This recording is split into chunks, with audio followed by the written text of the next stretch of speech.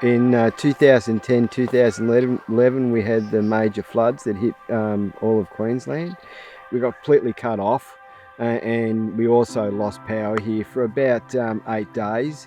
I've lived here for about 17, 18 years, and I haven't seen anything that bad here.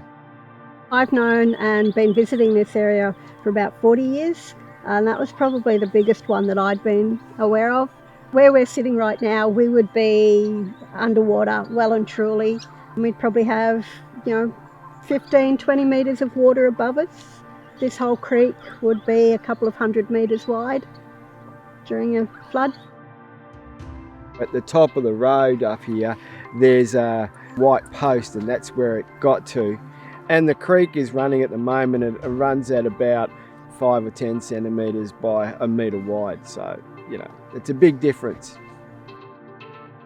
So I was standing just up at the top, looking down to where we are now and across, and the water was just rushing straight through. It was really flowing really, really quickly, almost rapids. You could just see the treetops of some of the trees, a lot of the others, so you can sort of see where they've been knocked over, see great logs roaring down, boulders were moved. Yeah, it was a phenomenal force, amazing. I had a stroke to the part of my brain that deals with all my balance. So when I get tired, I get run down, I can't walk straight, and my words get slurred and very slow.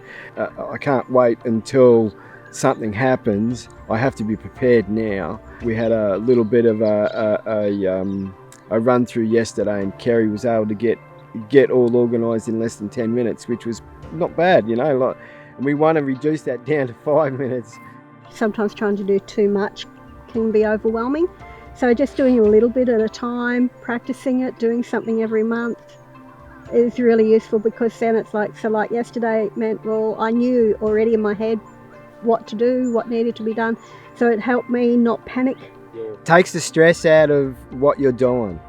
Instead of stressing it when a situation is coming about, an emergency situation, because you've already got that preparedness, the stress is very minimal, and you can think clearly then. We're reasonably prepared, so the stress was off us. That allowed me to make sure that my neighbours were okay, because we were okay, so now I can check on my neighbours and make sure they're okay. He'd given a radio before the floods to a friend who lives on the other side here of the creek. They would meet at an arranged time every day so that they could wave to each other, so they could see that they were both okay, and then they could talk on the radio so that if Robbie needed anything in particular or something, Paul could immediately relay that on to emergency services. At the other end, there were sort of 5 or 6 groups of neighbours who would meet together in one person's house each night, and they'd share a meal together. And the emergency responders, so the police, the fireys, the SS, they've got a big area. So them knowing that we were able to look after the street meant that they didn't have to worry about us so much. They could go and prioritise some of the people who weren't as able to manage. Just get to know your neighbours, because if they need help, you're there, and if you need help, they're there. It goes two ways. There's a lot of people out there think I can do it by myself, but the reality is you can't. You need your neighbours to help you out.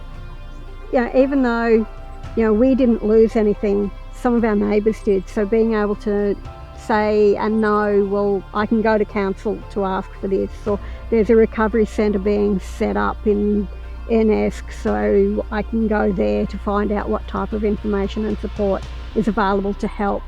Paul learnt he needed a little bit of help afterwards, so seeing professional help was actually something that he valued. So after a disaster, just check, hey mate, are you okay? Can I do anything to give you a hand?